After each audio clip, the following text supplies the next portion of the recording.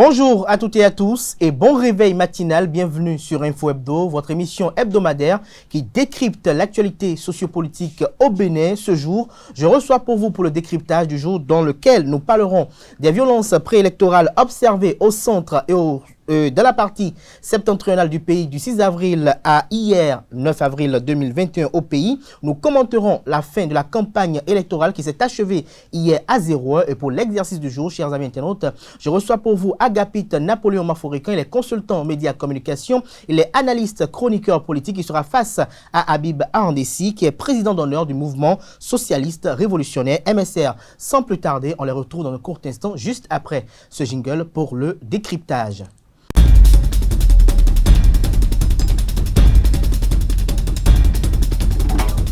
Le décryptage du jour, comme je l'annonçais à l'entente de cette émission, se fera avec vous. Habib Arandessi, bonjour. Bonjour, cher ami. Merci d'avoir accepté notre invitation. Merci à vous, Agapit Napoléon Maforican, convalescent. Bonjour. Un plaisir d'être toujours là. Bonjour aux internautes, bonjour à vous, bonjour.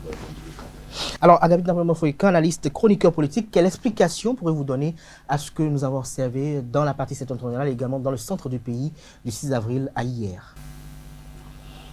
Bien, écoutez, d'abord, il faut toujours déplorer ce type de débordement de personnes utilisées, instrumentalisées à des fins autres que nationales. Puisque quand vous les regardez, il n'y a personne de lucide en eux. C'est soit des délinquants, des voyous, des désœuvrés, des drogués, des gens qui sont utilisés. Et les instigateurs eux-mêmes sont dans l'ombre. Ils allument le feu, ils attisent le feu, ils n'arrivent pas à sortir pour affronter ça. Ça, c'est ce que moi, je déplore d'abord. Parce qu'en 2019, on l'a vécu, on l'a vu. Après, quand vous les voyez, c'est des gens qui n'ont même pas d'emploi, qui sont livrés à eux, les laissés pour compte. Des épaves de la société. Non, on peut dire des épaves, mais quand on parle des ivres drogués, qu'à la limite, des gens utilisés comme des mercenaires, donc des enfants, des gens dont on abuse de la faiblesse psychomorale, de la misère. Donc c'est d'abord ça. Mais ça ne les excuse en rien. Quand ils sont majeurs, quand ils sont émancipés et quand ils sont moralement responsables de leurs actes, ça ne les excuse en rien. C'est là que moi je condamne leurs actes, en condamnant beaucoup plus les instigateurs c'est eux, c'est les instigateurs qui sont les plus dangereux et qui sont responsables de tout ce que nous pouvons déployer aujourd'hui. On vous aura compris, Agapit Napoléon Maforican. Je vous reviens dans un instant à Habib Arandessi. D'entrée de jeu, dites-nous quelle appréciation faites-vous de façon globale et générale sur ce qui se passe dans votre pays, le Bénin? Je pense que cela ne doit pas nous étonner. Je l'ai dit sur ce même plateau, quand vous semez la frustration, quand vous semez l'exclusion, quand vous écartez une partie de la classe politique, de la gestion publique de l'État, ou bien des élections, en tout cas tout ce qui concerne la gestion de la chose publique, c'est tout à fait normal que cela donne lieu à des soulèvements, à des attentes de mécontentement. Et quand le directeur me dit que c'est des désœuvrés, c'est des gens qui n'ont rien, c'est au Bénin ou en Afrique qu'on attend des choses du genre. Et ça vient souvent de ceux qui soutiennent le pouvoir. Mais le Bénin a une certaine particularité. Ceux qui soutiennent le pouvoir aujourd'hui viennent de ça, viennent de ce qu'on est en train de dire. Est-ce que ça veut dire indirectement que hier, le combat que nous faisions ensemble, nous étions des désœuvrés? Parce que nous l'avions fait dans ce pays. Nous avons dit non, nous avons marché. Nous nous sommes soulevés contre un certain nombre d'actes. Donc, dis aujourd'hui que ceux qui se soulèvent, ceux qui disent non, intégrer tout le monde, ceux qui disent non au prolongement du mandat du président de la République, dis aujourd'hui qu'ils sont des désœuvrés qui n'ont rien. Je pense que c'est oublier un peu le passé. Pour vous dire quoi? Parlons de cette manifestation, Oui. Habib Arandessi, on a vu pratiquement des mineurs dans les images. On a vu. Vous avez vu des mineurs. On a vu des Vous mineurs. avez vu on a des vu mineurs. des mineurs. Oui. Puisque vous avez vu également, parce qu'on vous a vu très actif Oui. sur la toile durant ces différentes manifestations. On a vu des personnes armées d'armes artisanales également. On a eu vent de ce que on aurait attaqué des militaires. Est-ce la forme de manifestation que vous aurez souhaité, vous? Vous savez, dans tous les pays, il n'y a pas un pays au monde. Quand il y a soulèvement, quand il y a émeute, quand il y a frustration, il y a toujours ces gens d'actes. Donnez-nous des exemples. Dans ce même pays, le Bénin, je donne toujours l'exemple quand je veux parler sur n'importe quel sujet lié à l'actualité nationale ou bien au soulèvement, donc à l'organisation des matchs. Je donne toujours des exemples. Je dis dans ce même pays ou bien partout dans le monde. Quand il y a émeute, quand il y a soulèvement, il y a toujours un certain nombre d'actes. Pour vous dire quoi, ce qui se passe, ce n'est pas le Bénin qui l'a créé.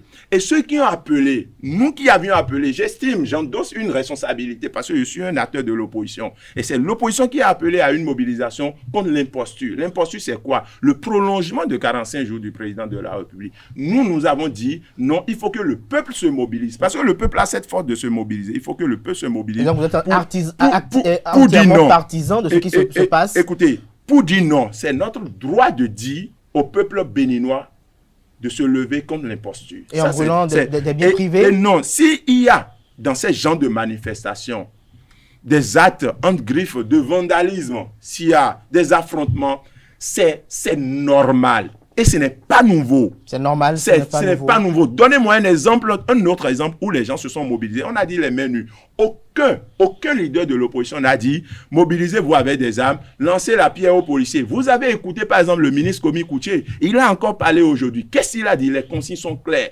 Les mains nues.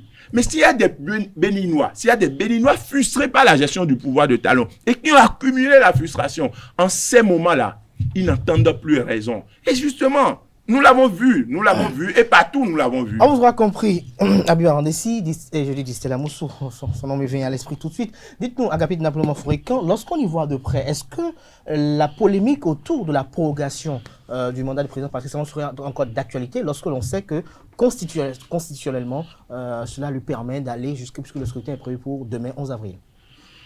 Je pense que je vais perdre mon temps à en parler cette affaire constitutionnellement, parce que de toute façon, on est aujourd'hui le 9. Le 10 le 10. On est aujourd'hui le 9. Le 10. Samedi 10. On est samedi 10. Oui. On est aujourd'hui le 10 et Patrice Talon est encore au pouvoir. Et il sera au pouvoir jusqu'au 23 mai.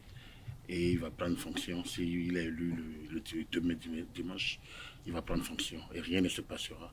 Rien ne se passera parce qu'un État ne disparaît jamais. Il peut avoir n'importe quelle situation. Rien ne se passera. Ça, c'est la première chose. Donc, l'histoire de ceux qui ne veulent pas qu'il ait 45 jours, tout ça, je pense que ce débat est dépassé.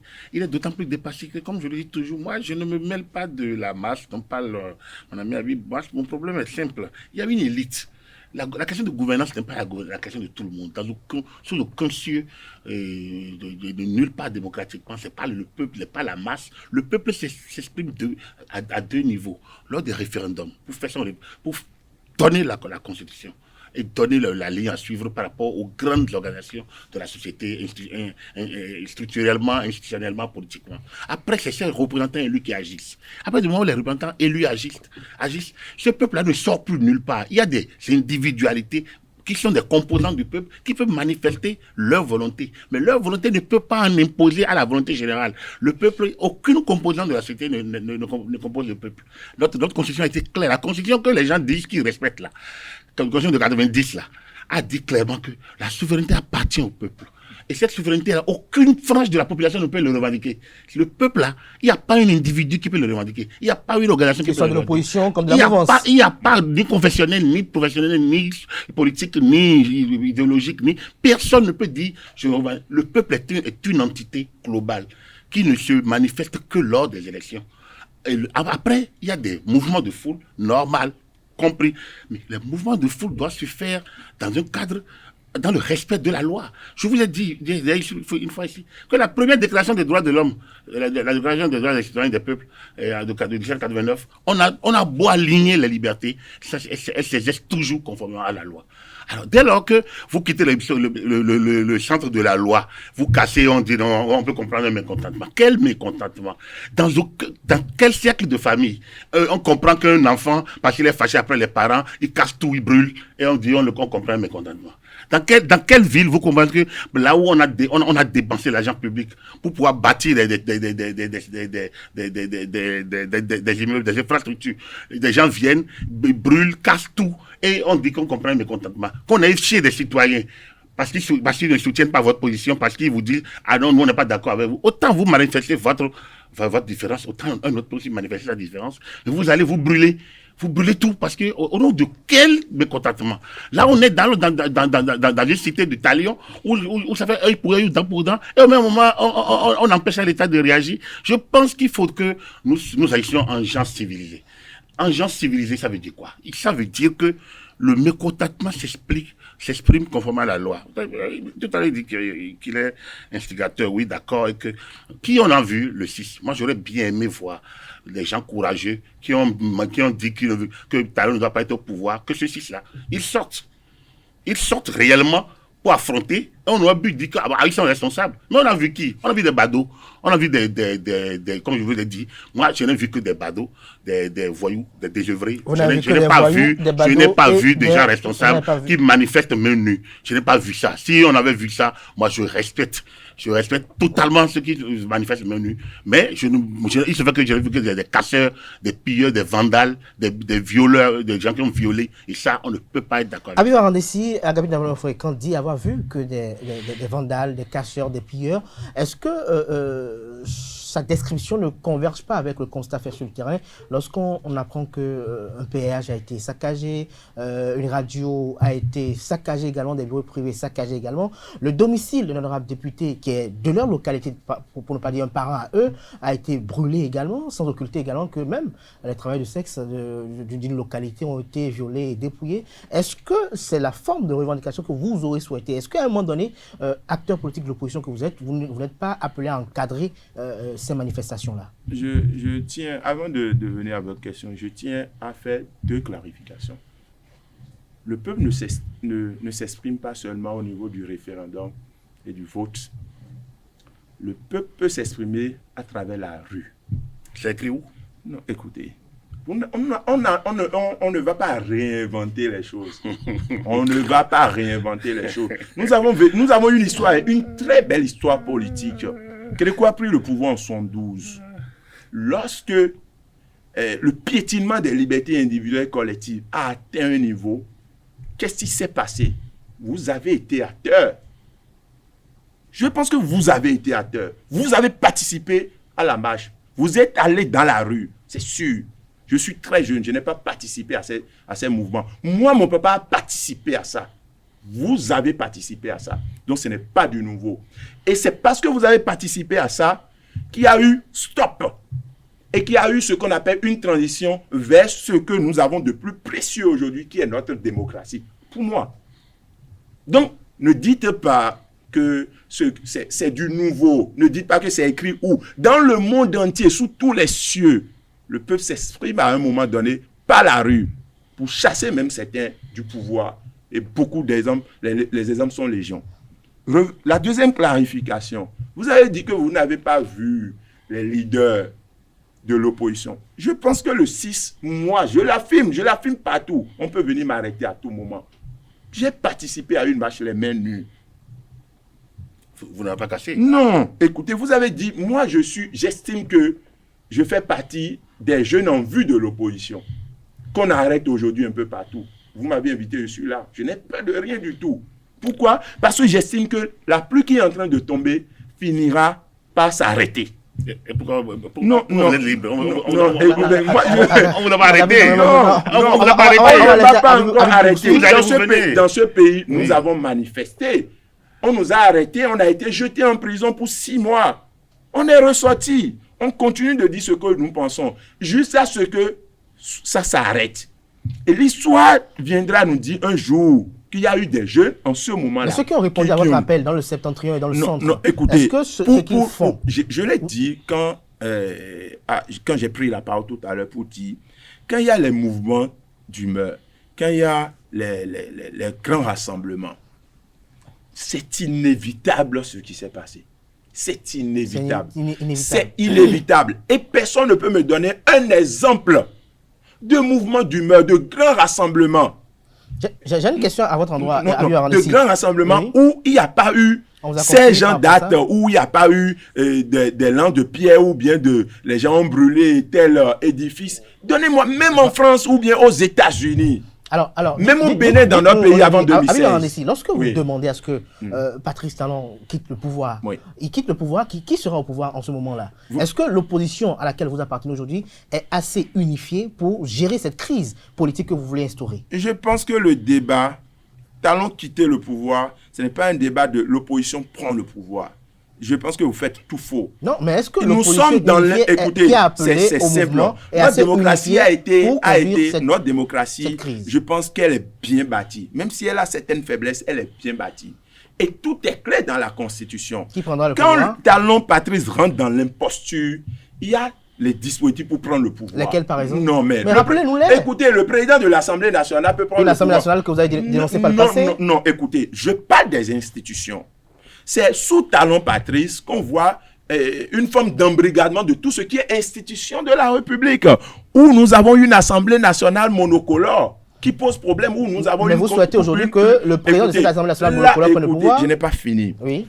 Quand nous sommes dans un contexte comme ça, l'Assemblée nationale peut prendre le pouvoir. L'armée peut prendre le pouvoir. Nous ne disons pas que l'opposition prenne le pouvoir. Non, nous disons du moment où il a prêté serment pour finir son mandat rigoureusement devant le monde entier, tout ce qu'il a fait par la suite, on appelle ça de la tricherie.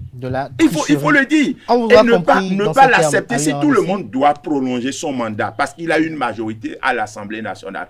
Demain, ne soyez pas étonnés qu'un président de la République vienne au pouvoir et désormais dit, bon, comme j'ai fini mes 5 ans, je prolonge de 5 ans. 45 jours, c'est beaucoup. Au Bénin, nous avons connu des présidents de la République de 24 heures.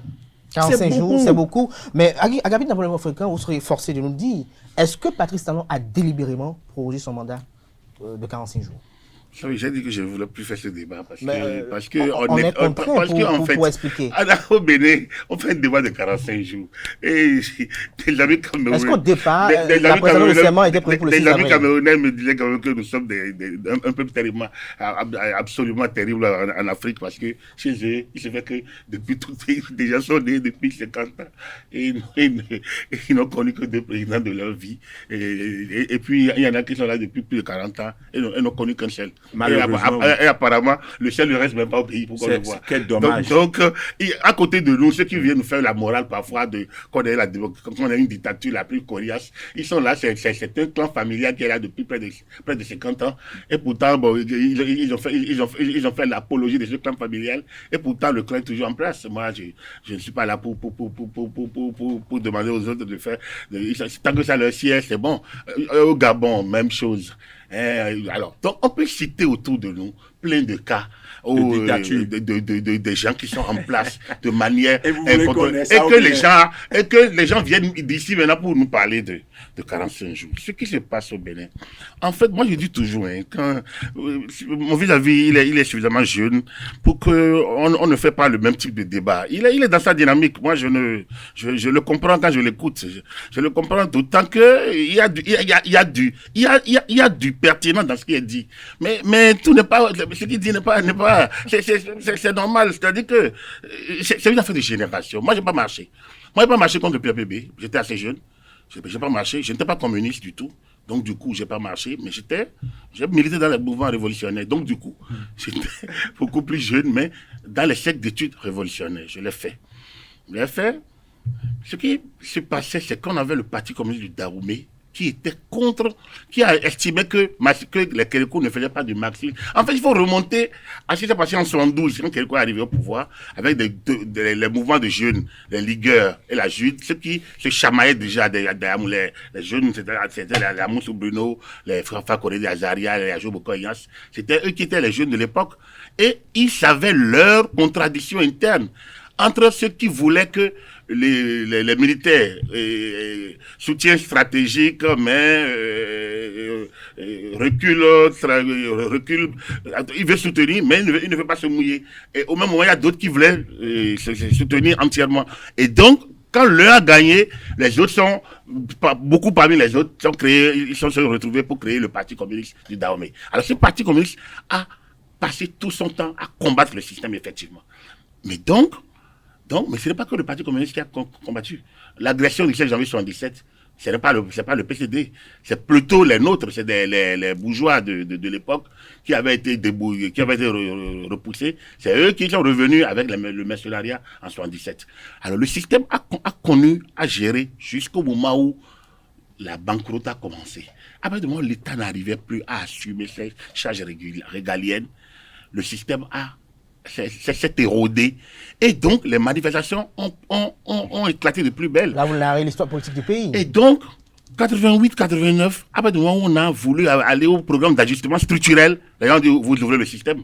Sans que vous ne faites pas de la démocratie, sans que vous ne diminuez pas le personnel, il n'y aura pas ajustement structurel. Les banques sont vides. L'État n'a plus les moyens de payer les salaires. Comment ils vont faire? Voilà ce qui nous a conduit à la conférence nationale. C'est pas politiquement, tant que le système tient économiquement, les mouvements politiques n'arrivent jamais à renverser le système. Tant que le mouvement, tant que ça tient. Quand vous regardez ce qui s'est passé après la perestroïka, la glasnost, ce qui s'est passé, même c'est que c'est le système lui-même qui s'est effondré, tout simplement par la détérioration des moyens de production et par les coûts de carburant dehors. En tout cas, bref, par un certain nombre de conjonctures internationales qui ont créé la révolution de 89-90. Vous parlez de 45 jours. 45 jours, Patrice Talon a-t-il prolongé son mandat lui-même délibérément? Patrice Talon n'a pas prolongé son mandat puisque c'est Abi parle d'institution. Mais restons dans l'institution. Restons dans l'institution. C'est le Parlement qui a prolongé, le Parlement représentant du peuple souverain. Ce Parlement monocolore représente... Ce Parlement dont le président allait prendre le pouvoir. Non, mais justement, je parle de l'institution. Le président de l'Assemblée nationale, dans un contexte régulier. Mais Patrice, pas dans un contexte où l'Assemblée nationale n'a aucune contradiction. Depuis que Patrice Talon est arrivé, l'installation de cette Assemblée nationale, est-ce que vous êtes fiers? Vous et nous avons vu des débats à l'Assemblée nationale, non? Mais aujourd'hui, quels sont ces débats? Aujourd'hui, qu'est-ce qui se passe? Par rapport à l'animation. On vote, tout le monde vote des lois à l'unanimité. Vous avez raison, mais on avait besoin de passer nécessairement par cette étape. Là, bon, absolument. On avait besoin d'exclure une partie de la classe politique et d'installer une Assemblée nationale. Je ne suis pas d'accord.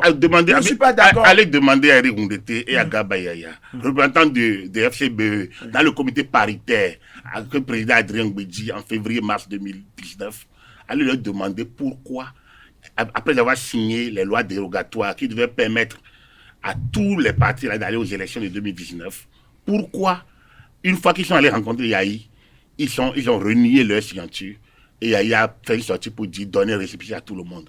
Alors qu'ils étaient allés dans un comité paritaire pour signer. Ils ont signé. Leur signature est là, avec Adrien Mbedji et les FCBE et les UPBR. Donc, ils ont signé. On devait aller aux lois dérogatoires pour permettre à tout le monde, effectivement, d'aller aux élections législatives. Il dit qu'il faut donner récépissé à tout le monde. Nous, on quitte la commission paritaire. Ils quittent la commission paritaire. Qu'est-ce qui va se passer? Ça veut dire que, alors que les lois, le code électoral, comme la charte des partis, ils l'ont voté à l'unanimité. Éric Ngoundete était premier vice-président de l'Assemblée nationale. C'est le Parlement de 2015. Ils ont voté ces lois-là à l'unanimité. En dehors d'une seule, la charte des partis que Guy Mintokwe n'a pas voté. En dehors de Guy Mintokwe seul qui n'a pas voté la charte des partis, le code électoral et la charte ont été votés presque à l'unanimité. Le code à l'unanimité, l'autre a moins une voix.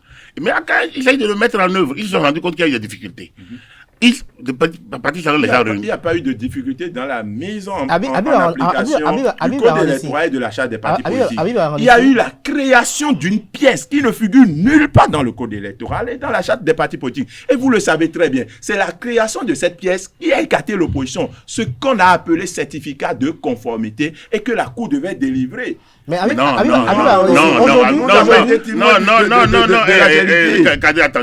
Non, c'est pas la Cour qui devrait délivrer. Comment, quand on vous dit il faut être béninois, comment vous on n'a pas besoin de dire passeport. Qui a créé le syndicat de conformité? Non, personne ne l'a créé, mais je vais vous expliquer. Comment vous allez démontrer que vous êtes un parti à jour vis-à-vis de nouveaux codes? Il y a eu un dispositif. Lequel, par exemple? Par exemple, UP et BR, en réalité, dans le délai qui est donné dans le code électoral et dans l'achat des partis politiques, ne devaient pas exister avant les élections législatives. C'est les nouveaux partis. Non, on parle des anciens partis. Non, on parle des nouveaux. En fait, c'est le débat de fond. En fait, c'est le débat de fond qui n'a pas été fait, mais qui va être fait sans doute après. Parce que, en fait, les élections présidentielles. Oui, quand il va se calmer. Parce que, justement. Si vous me suivez très bien, il est reproché à l'opposition politique à laquelle vous appartenez de faire un débat, je dis un combat contre une personne et non contre un système politique.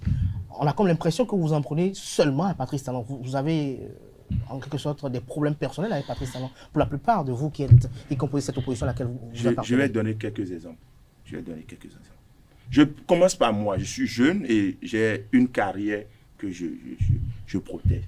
Habib Arnessi n'a aucun problème avec Patrice Talon. Il n'y a jamais eu de dit. J'ai fait les mercredis où j'ai fait tous les combats, j'ai fait Talon en 2016, mais il n'y a jamais eu de dit.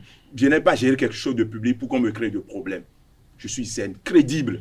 Je n'ai pas de dossier qu'on peut soulever.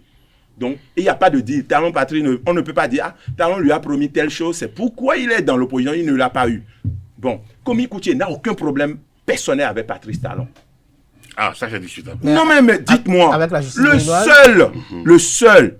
Et moi, je me suis toujours écarté de ce débat. Mais Komi Koutié a un problème avec la justice béninoise. Écoutez, vous dites la justice béninoise, ce n'est pas Patrice Talon en réalité. Quand vous dites problème personnel, je prends problème personnel comme tentative d'empoisonnement, où le dossier est comme ça, et c'est toujours Patrice Talon Yahi. Mais au-delà de ce problème, quel est le problème? Même Sébastien Adjavon, qui a été un soutien fort de Talon Patrice au second tour des élections, ce n'est pas un problème de personne. Il estime que ses droits sont piétinés. Qui, dans l'opposition aujourd'hui, a un problème interpersonnel. Il a cherché la femme de Patrice Talon. Il a tenté de tuer Patrice Talon avant. Il a insulté Patrice Talon avant. Il n'y a pas de problème personnel. Il n'y a que des règlements de compte.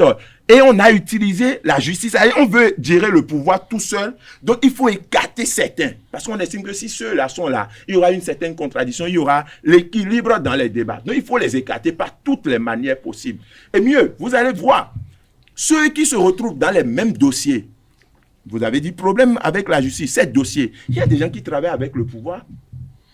Dans le même temps, on renvoie d'autres, ceux qui refusent de louer le logeur du roi. Dernier exemple en ligne, il y a des gens qui sont recherchés par la justice béninoise, dont les noms sont affichés même sur la plateforme du gouvernement. Il a fallu que ceux-là reviennent au pays pour crier les éloges du président de la République. Et qu'on dise, on les a même reçus. On a dit des gens dans ce pays qu'ils ont tenté un coup d'État. On a arrêté même leurs enfants, leurs proches. Ceux-là, il a fallu qu'il y ait des appels en sourdine pour qu'ils se retrouvent au palais devant le président de la République. Pour vous dire quoi? Si Habib Arnessi décide aujourd'hui de faire l'éloge du président Patrice Talon, mais il n'aura plus de problème, plus de traque, plus de policiers déambulés dans sa maison. Si Komi Koutié appelle en sourdine pour négocier et que tout le monde devient UP, BR, des trucs, tout le monde commence par dire oui, Talon est bon, c'est un réformiste, on aura la paix. On aura la paix. Et quand c'est comme ça, M. Cadet, dans 5 ans, lorsque vous ne répondez pas au système de Patrice Talon, c'est que vous ne pouvez pas... Mais il y a quand même des opposants. Il y a Eric Mouleté, il y a Nouré Niachadé. Non, écoutez. Il y a un problème. Si nous refusons de voir le problème, demain, nous allons recevoir les séquelles. Nous allons porter les séquelles. Demain, si M. Cadet n'est pas d'accord, il estime que non, ça, je ne suis pas d'accord. Et sa conscience lui dit non. S'il le dit ouvertement, systématiquement, il est écarté. Est-ce que vous trouvez ça normal? Vous trouvez ça normal? On ne peut pas l'accepter. Quel est, selon vous, le problème de l'opposition avec Patrice Talon? C'est le problème de Yahi Boni, tout simplement. C'est Yahi Boni. Yahi Boni, j'ai travaillé avec Yahi Boni. J'ai travaillé 2 ans. Nous, on a travaillé à l'arrivée. Donc, Adjavon, c'est à cause nous, on a travaillé 2 ans avant. On a travaillé 2 ans avant l'arrivée de Yahi Boni. Je suis resté 10 ans à soutenir de manière... Et ça, je n'ai pas peur ni honte de le dire. Mais après, quand vous avez fini votre temps, vous laissez un autre passer. C'est pas que Yahi Boni, quelqu'un lui a arraché un pouvoir. Il a fait ses 2 mandats réguliers. Et donc, normalement, quelles que soient les conditions dans lesquelles l'autre est arrivé, puisque lui a soutenu Zissou, je veux que Patrice Talon a gagné les élections. Moi, je n'ai pas soutenu Patrice Talon il y a 5 ans. Hein. Je suis resté dans la logique, dans la dynamique dans laquelle je suis. Je ne me balance pas d'une chaise à une autre. Mais il s'est rendu compte qu'il nous a débarqué sous RLT, il a fait son histoire avec son groupe, tout ça là, et il n'a pas gagné.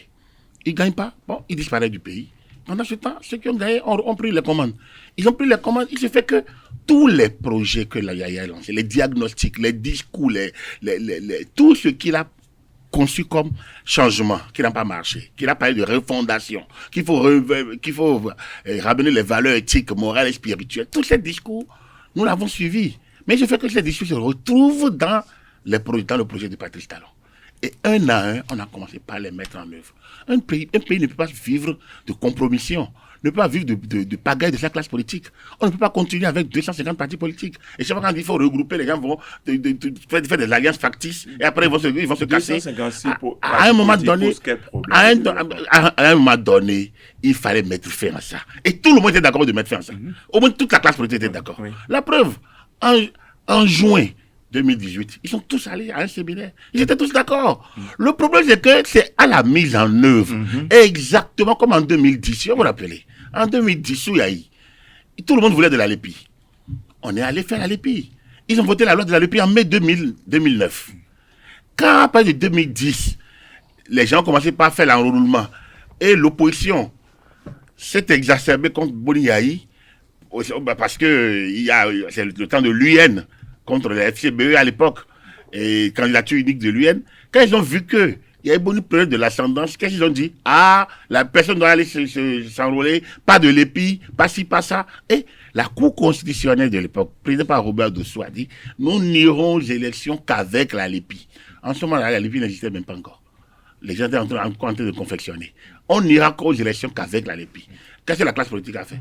La classe politique a allé voter une loi pour abroger la LEPI. La Cour dit la loi abrogée ne sera pas abrogée. On va aller aux élections avec la LEPI. Et c'est comme ça. Vous rappelez, même si vous êtes jeune, vous devez quand même vous rappeler quelques bribes de ces manifestations dans Cotonou, Porto Novo et autres pour refuser qu'on aille aux élections avec la LEPI. Et pourtant, nous sommes allés aux élections avec la LEPI.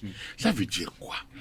Là, l'Assemblée a voté la loi contre, et la Cour constitutionnelle a dit jamais on va y aller. Parce qu'à un moment donné, il faut bien qu'on puisse aller au changement. C'est pas manque de l'épi que le président Soglo n'est pas allé au second tour en 2001, en disant que pendant que chez lui au sud, la liste baisse, chez son adversaire au nord, la liste gonfle, et que lui n'ira pas au second tour. Et on me dit qu'il ne va pas. On a fait match amical avec Amoussou, 2001. Donc, on a connu la crise de la liste en 2001.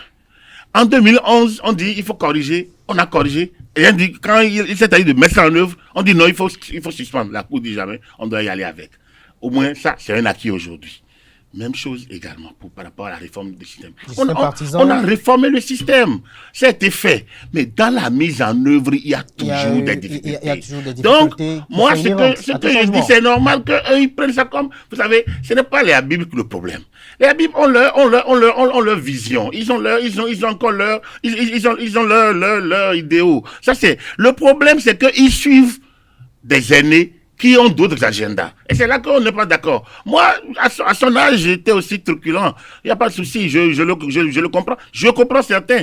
Et leur discours parfois est cohérent. Donc, du coup, je n'ai pas de truc. Mais il se fait qu'ils suivent des aînés qui sont totalement en rade. Ils sont sur d'autres agendas. Et c'est ces aînés-là que moi, je ne serai pas. C'est eux que je ne suis pas trop. Je prends quelqu'un comme Komi Kouché, par exemple. Un jeune avec qui je n'ai aucun problème, dont je respecte d'ailleurs la carrière, qui a eu sa chance dans la vie, et qui a évolué normalement. Je sais que c'est un grand frère, il m'appelle grand frère, on se parle normalement, en temps normal. Quand il était au pays, quand il était ministre, on se respectait, comme on le dit d'ailleurs. Mais le problème, lorsque tu as terminé, et tu étais à ce niveau élevé, tu es encore jeune, affronte ton destin au pays. Ce n'est pas Dieu, il faut aller. Affronte ton destin au pays. Quelles que soient les situations que tu as, affronte-le et termine-le. Il a commencé. Et puis après, je ne sais pas, il s'en va. Non, à mon avis, il faut rester. Non, le dernier, Jonathan Ngossou. Quand tu as été ministre de la Justice, quand tu as dit que le pouvoir est divin, Quand tu es resté là, quand tu es resté dans une dynamique où on voulait faire empêcher la grève des magistrats, où tu es resté dans cette logique aussi, quand tu as dit tout ça, tu as fait tout ça, ne disparaît pas en tant que député de la nation, ne disparaît pas parce qu'on t'a convoqué pour un truc. Reste là. Moi, en fait, il fallait faire comme Ricky Amadougou. C'est cas. Non, j'ai pas envie de parler. J'ai pas envie de parler de Ricky Amadougou. Donc, je parle des situations de contradiction qui sont venues et qui ont créé la crise de départ. Et cette crise de départ, c'est 2019. Si on ne prend pas 2019, on va plus. Habib, alors, j'ai une question particulière à vous poser. Depuis avril 2016, est-ce qu'à votre avis, Patrice Talon n'a rien fait de bon pour le développement de ce pays? C'est une question... En toute honnêteté. Oui, en toute honnêteté. C'est une question que, quand on me pose, c'est-à-dire, je suis surexcité de répondre. Lorsqu'on dépouille le plan politique. Écoutez. Je pense que je fais partie d'une petite minorité de citoyens aguerris, à qui on a dit un jour, à l'école, on n'applaudit pas un président de la République dans son rôle régalien. Je fais partie de cette petite... On ne refuse pas. Écoutez, mais est-ce que quelque chose a été fait? Vous m'avez posé une question. Oui, Habib. Quand un président fait asphaltage, pour nous tous, moi, mon rôle de citoyen, ce n'est pas applaudir asphaltage. Ce n'est pas mon rôle. Votre rôle? Mon rôle est de savoir, d'abord, de mesurer mon degré de satisfaction par rapport à ce qui est fait, combien a été utilisé, combien ça reste. C'est ça mon rôle de citoyen. Et quand vous prenez le petit américain, c'est son raisonnement. Et c'est d'ailleurs pourquoi ces peuples ou bien ces pays ont atteint ce haut niveau. Parce que leurs peuples se retrouvent dans une veille citoyenne, c'est-à-dire quotidienne. Ils sont toujours dans la pression pour que les choses s'améliorent. Ils ne se contentent pas de ce qui est fait. C'est au Bénin, vous voyez des gens donner de l'argent aux gens pour dire non, il a fait asphaltage. S'il a fait asphaltage, c'est avec mon argent, monsieur Cadet. Ce n'est pas avec l'argent de Patrice Talon. Et quand vous parlez des routes, des écoles, tout ça, tous les présidents de la République, sans exception, quand ils sont arrivés, ils ont fait. C'est leur rôle. Là où on attend le citoyen... Est-ce que vous ne voyez pas une particularité avec Patrice Talon? Non. Écoutez, je ne suis pas un griot. Non, il s'agit... C'est ça que vous dites. Yahi Boni a fait échangeur. Pour la première fois, nous avons vu ça au Bénin. Les gens étaient... Yahi Boni a fait échangeur que les coups n'avaient pas fait échangeur. Les gens étaient surexcités. Mais quand on parlait d'échangeur, j'ai dit, mais ces échangeurs, vous criez... Est-ce que si nous sommes sérieux, est-ce que c'est dans la période 2010, vous allez crier échangeur? Non, c'est que notre pays connaît un recul terrible. Mettons la pression pour qu'il y ait plus de choses. Ce n'est pas se contenter de ce qu'on a. Patrice Talon, quand il est arrivé, il a construit des voies. Normal. Il a fait des écoles. Normal. Il a fait de l'eau. On a donné de l'eau dans certains villages. Normal. On a donné l'électricité. Normal. Parce que c'est son rôle. Je lui ai donné le pouvoir et l'argent pour qu'il le fasse. Je ne suis pas là pour l'applaudir. Exactement quand je rentre dans un guichet automatique, quand vous rentrez dans un guichet automatique et que vous y introduisez votre carte bancaire et que ça fait sortir l'argent que vous lui avez demandé, vous ne l'applaudissez pas. Vous ne l'applaudissez pas du moins. Vous prenez votre argent et vous partez. Mais quand ça donne, au lieu de 10 000, quand ça ne fait pas sortir l'argent, ou bien ça fait sortir 5 000, qu'est-ce que vous faites? Vous commencez par taper le guichet, ou bien vous allez vous plaindre. Il en est de même pour le rapport entre le citoyen et le dirigeant. Le citoyen est là pour dire, non, je ne suis pas satisfait de ceci. Ah non, combien a été utilisé? Je veux comprendre. Donc on attend le citoyen lorsqu'il y a mal donne.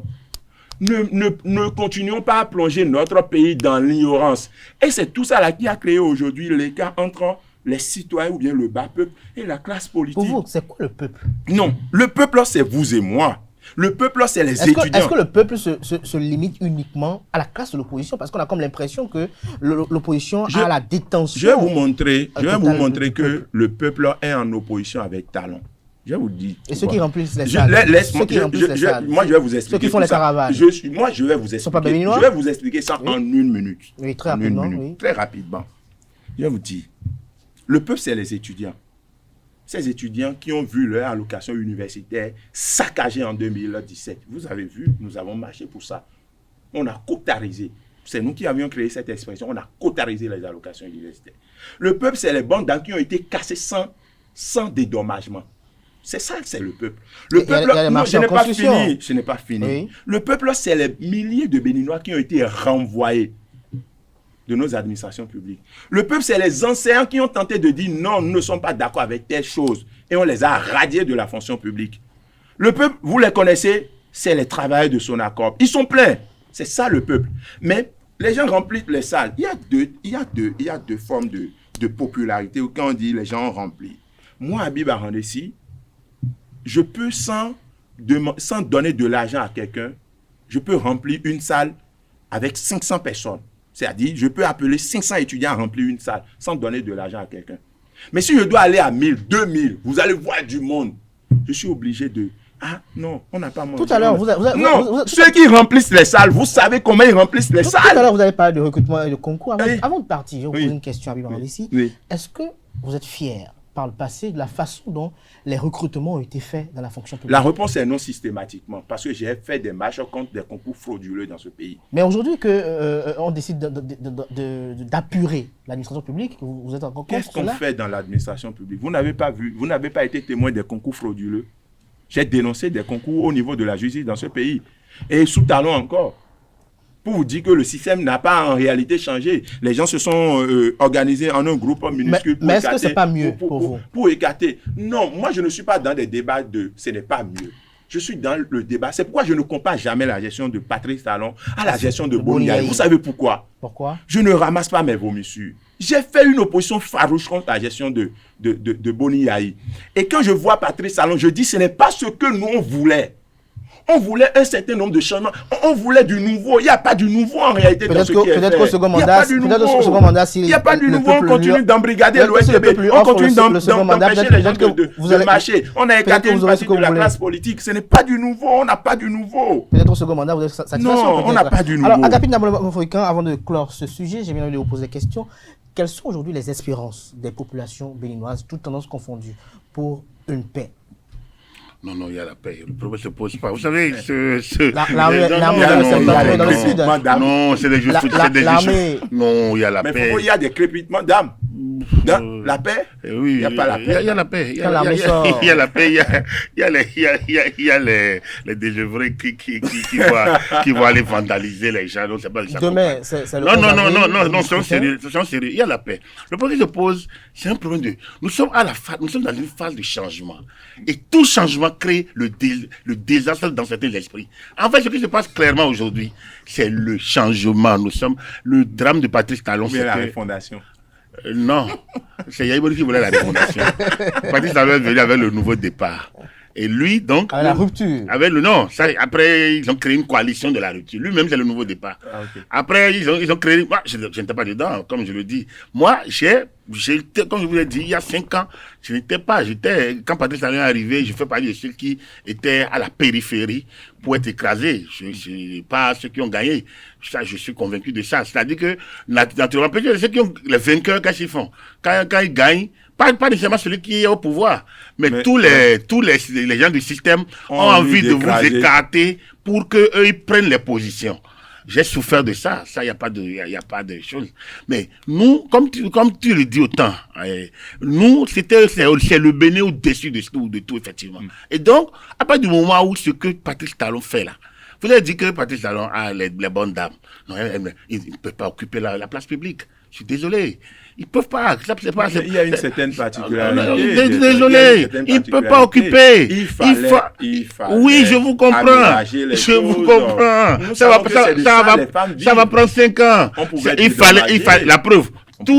Aucune de ces dames-là n'est à la maison aujourd'hui.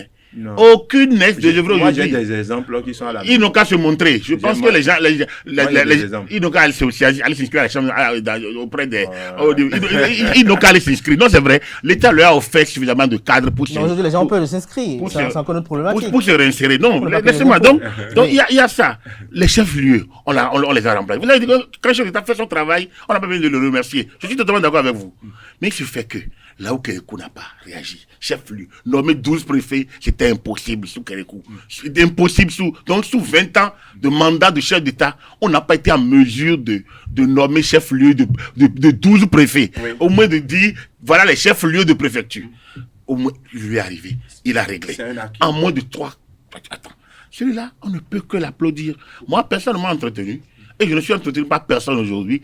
Les gens, ils nous appellent clébés du système marché. Ça me fait tellement rire. C'est pas 50 ans que les clébés sont de part et d'autre. Moi, je suis heureux de voir au moins de mon vivant.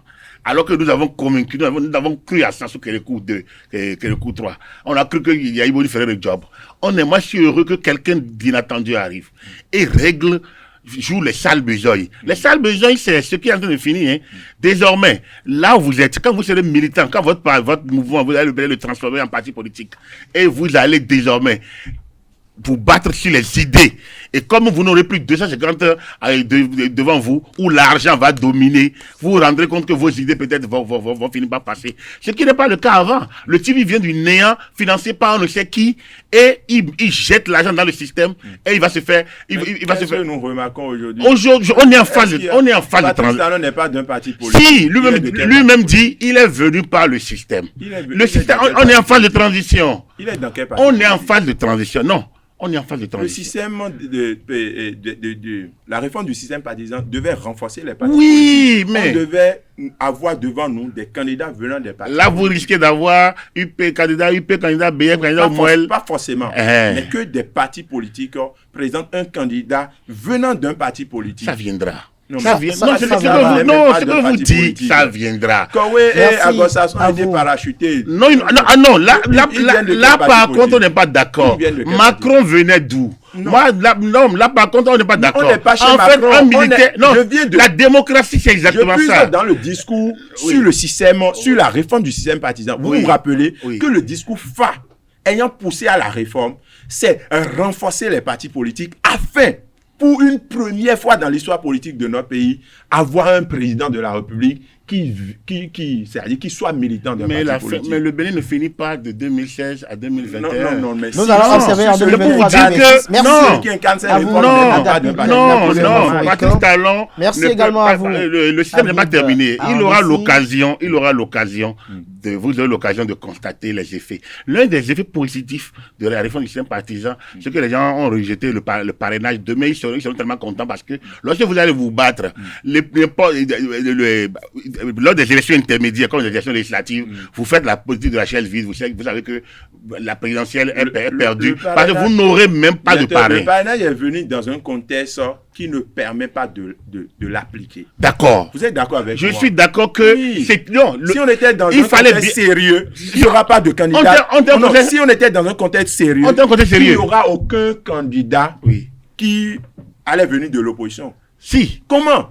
Vous estimez que des maires répondant au chapeau ou bien à la chapelle de la mouvance, des députés répondant à la mouvance, aillent parrainer des... On est en phase de transition.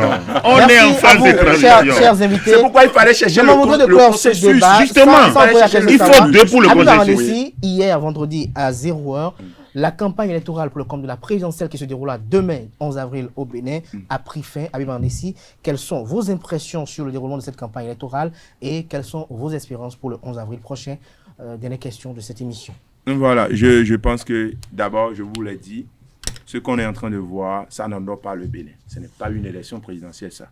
J'ai eu la chance de vivre au moins deux élections présidentielles. Et ce n'est pas ça la fièvre électorale. De deux, ce qui s'est passé, que les gens ont appelé campagne électorale, non, ce n'est pas la fièvre, ça. Ça, les gens se sont promenés pour montrer que oui, tout ça là. Et vous avez vu même des prestataires de services qui faisaient le logo des trois candidats en même temps. Il y a toutes ces choses-là. Et durant ce qu'ils ont appelé campagne électorale, vous avez entendu les discours. On ne court plus aujourd'hui pour que les gens viennent voter pour un candidat. On court aujourd'hui pour que les gens sortent pour voter. On s'en fout pour qui on veut voter. Et c'est le président de la République qui a ce discours. Sortez pour aller voter. Rien ne va se passer. C'est-à-dire que nous sommes dans une situation de stress et de crainte. On craint qu'il y ait un faible taux de participation pour dire qu'il y a problème. Donc, le 11 avril, ce qui veut se passer le dimanche, ce n'est pas une élection chez moi. Parce que je connais ce qu'on appelle une élection. Donc, ce qui veut se passer là, c'est un match entre Patrice Talon et ses amis. Et nous prenons acte. Le peuple prend acte de cela. Et puis, nous verrons la suite. Vous allez voir la suite. Agapit d'abord fréquent, même question. fin de la campagne électorale pour le compte de la présidentielle qui se déroulera demain 11 avril sur toute l'étendue du territoire national. Quelles sont vos impressions sur le déroulement de la campagne et quelles sont vos espérances pour le déroulement de ce scrutin demain dimanche 11 avril? D'abord, la campagne s'est très bien déroulée, contrairement à ce que pense avec moi. J'ai vu des gens qui ont dit qu'ils ont... J'ai vu 3 duos. 2 duos de l'opposition et un duo de la majorité. Et dans l'opposition, j'ai entendu un duo de l'étonnement qui veut étonner, mandat de transition. J'ai entendu un autre qui va mettre fin au Parlement monocolore. J'ai entendu beaucoup de choses. Donc, pour moi, j'ai entendu... Bon, il se fait qu'ils sont membres de leur parti. C'est figurant. Il se fait qu'ils sont membres de leur parti.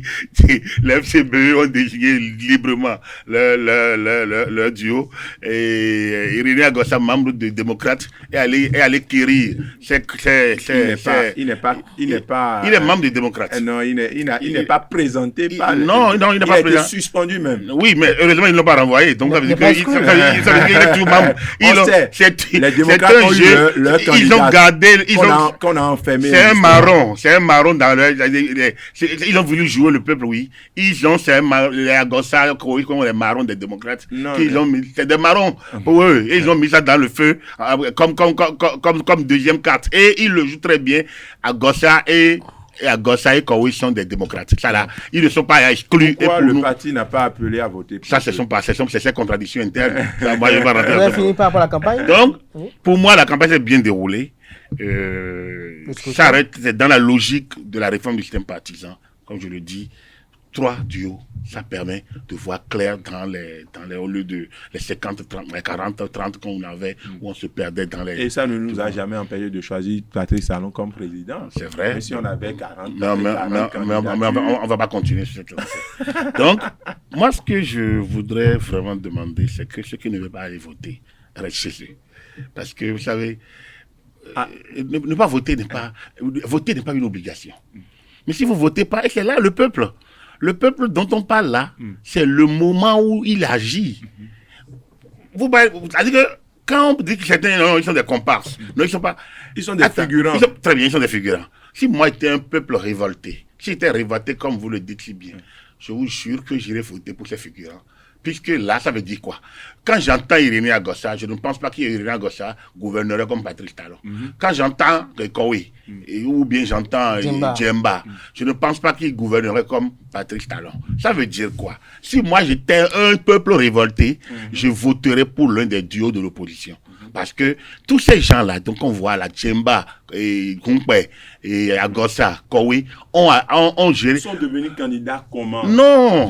Ils sont devenus candidats là comment? Vous trompez, le peuple est témoin de tout ce qui s'est là, passé. Là, vous vous trompez. Quand on divise les CPE, on l'arrache. Dans la versatilité on connaît. L'homme politique. Aucun peuple ne peut aller. Mais là, je vais vous expliquer. Parce qu'on a vu. Regardez UPBR aujourd'hui. Oui. En 2015, la moitié de UPBR était FCBE. Oui. Alors, c'est le malaise de notre classe politique. Très bien. Alors, qu'est-ce qui change? Lorsque Talon va laisser le pouvoir, UPBR ne vont plus exister. On est en phase de transition. Ça veut dire quoi? Tout ça, tous ces classements que vous faites, vous regardez l'individu. Irénée Agossa était avec Yahi, après il était avec l'UN, après il est retourné aux démocrates, il était avec Achabo. Donc du coup, regardez-les. Donc du coup, quand vous les classez dans un camp, en disant que c'est des comparses, tout ça là, c'est faux. Les gens, ils se battent chacun pour leur positionnement. Pour leur intérêt personnel. Bon, alors donc, nous sommes dans une phase de transition qui va nous amener vers où ils sont obligés de jouer groupe.